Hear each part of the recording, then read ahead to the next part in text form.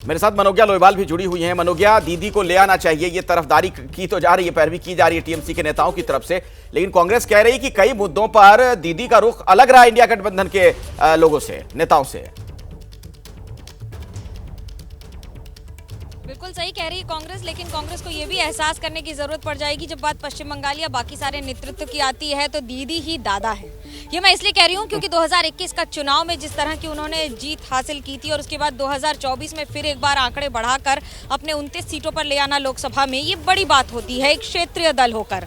ममता बनर्जी ने हर लड़ाई सीधे तौर पर ली है, वो चाहे सिंगूर हो, नंदीग्राम हो, लालगढ़ हो या फिर अब चुनावी लड़ाई, और एक के बाद एक। अगर मैं ये कहूँ कि कांग्रेस की उम्र 100 वर्ष अगर से ज्यादा है तो तृणमूल कांग्रेस की उम्र 25 वर्ष के आसपास है, लेकिन ममता बनर्जी का अनुभव है जो उस पार्टी को पूरी तरह से बाकी सारे दलों से बिल्कुल अलग कर देता है। और यही वजह है कि तृणमूल कांग्रेस बेस्ट बेट के तौर पर ममता बनर्जी का नाम बार बार आगे कर रही है। उन्हें पता है उनके पास संख्या है, उन्हें पता है उनके पास गठबंधन है, उन्हें पता है उनके पास संगठन है, उन्हें यह भी पता है कि उनके पास जितने पुराने कद्दावर नेताओं का सपोर्ट है वो भी है। लेकिन जब नई पीढ़ी की बात आती है तो भले ही आप एक तरफ क्षेत्रीय स्तर पर अभिषेक बनर्जी को देख ले, लेकिन राष्ट्रीय स्तर पर राहुल गांधी बहुत बड़ा नाम है, जो गांधी परिवार है वो बहुत बड़ा नाम है, कांग्रेस पार्टी बहुत बड़ा दल है। भारतीय जनता पार्टी और कांग्रेस ये दो ही देश के सबसे बड़े दल में गिने जाते हैं। पर जब बात क्षेत्रीय दल से राष्ट्रीय स्तर पर आती है तो सवाल ये भी खड़े होते हैं कि बंगाल के आगे जाकर तृणमूल कांग्रेस का जिस तरह का प्रदर्शन रहा है, जिसके कारण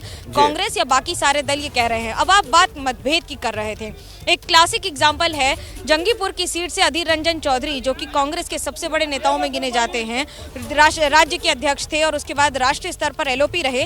उनको ही के खिलाफ तृणमूल कांग्रेस का एक उम्मीदवार दे देना और उन्हें परास्त करके यूसुफ पठान को दिल्ली भेज देना बतौर सांसद, ये बड़ी बात होती है। इसका मतलब पहले से साफ था कि 2024 के चुनाव में तृणमूल कांग्रेस बनाम कांग्रेस बंगाल में भी था, राष्ट्रीय स्तर पर भले ही वो दिखा ना हो, पर जो नहीं दिखा उसकी अब सुगबुगाहट जो पहले देखिए, बड़ा सवाल मनोज्ञा ये खड़ा होता है कि कांग्रेस नेतृत्व को किनारे करके क्या इस गठबंधन का वाकई में कोई अस्तित्व बचेगा, इस पर भी आगे हम बातचीत करेंगे। लेकिन पहले जरा लखनऊ चल लेते हैं, वीरेश पांडे के पास चलते हैं। वीरेश, वहां पर समाजवादी पार्टी का क्या रुख नजर आ रहा है, आपके सोर्स क्या बता रहे हैं इस पर?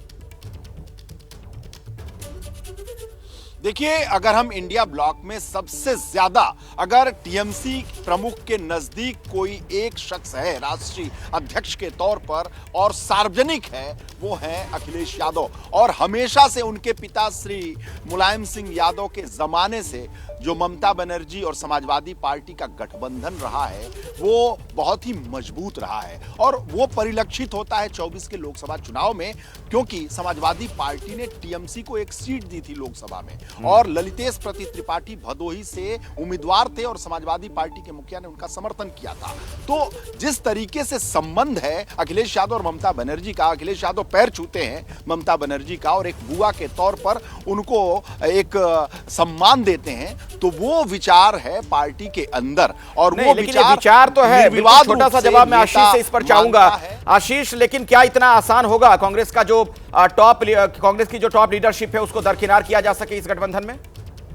देखिए, ऐसा है कि पॉलिटिकल रैपो जो है वो राहुल गांधी और ममता बनर्जी का भी अच्छा रहा है, लेकिन हम अपने आर्ग्यूमेंट को उस पर प्रेमाइज कर रहे हैं। अखिलेश जो कांग्रेस पार्टी लगातार कह रही है कि प्रिंसिपल ऑपोजिशन पार्टी वो है, सबसे ज़्यादा संख्या उनके पास है, और ऐसे में जबकि समय रहते लोकसभा चुनाव के पहले नीतीश कुमार को कन्वीनर नहीं बनाया जा सका और एक तरह से इंडिया अलायंस फॉल अपार्ट कर गया था, अब जब नए सिरे से तृणमूल कांग्रेस ये मांग कर रही है, खुद ममता बनर्जी ने ये बात कह दी, अखिलेश यादव का समर्थन भले ही उनको, लेकिन मुझे नहीं लगता कि इतनी आसानी से इस पर बात बनेगी और कांग्रेस को राजी कर पाना आसान होगा, क्योंकि तमाम सांसदों, बड़े बड़े नेताओं ने, और मैं फिर से आपका अटेंशन इनवाइट करना चाहूंगा इस बात पे कि कांग्रेस बार बार ये कह रही है कि जो सबसे बड़ा कोर इशू बना रखा है राहुल गांधी ने अडानी को लेकर के, उस पर तृणमूल कांग्रेस जब कहीं साथ में है ही नहीं, तो फिर इस तरह के प्रस्ताव पर सहमति बन पाना मुझे लगता है थोड़ा मुश्किल जरूर। ठीक है, शुक्रिया आशीष आपका। हमारे साथ मृत्युंजय भी थे, वीरेश भी थे और मनोज्ञा भी जुड़ी हुई थी। आप सभी का बहुत बहुत धन्यवाद। केंद्रीय मंत्री गिरिराज सिंह ने अब कहा है कि लालू यादव शुरू से ही मतलबी रहे हैं। जी तो शुरू से मतलबी रहे, सोनिया गांधी के आंचल में पहले खेला रहा और अब लग रहा है तब दूसरे आंचल में जाएंगे। लेकिन कौन ममता बनर्जी है? वही ममता बनर्जी जो बंगाल को बांग्लादेश बना रही है। पहले वो रोहिंग्या मुसलमानों को चिन्हित करके बाहर करे, बांग्लादेशियों को बाहर करे, ममता बनर्जी का चेहरा मुस्लिम परस्त और देश विरोधी चेहरा। तो इंडिया गठबंधन के मामले में भी गिरिराज सिंह कूद पड़े और सीधे तौर पर कह रहे हैं कि लालू यादव तो मतलबी हैं, वक्त वक्त पर अपना स्टैंड बदलते रहते हैं।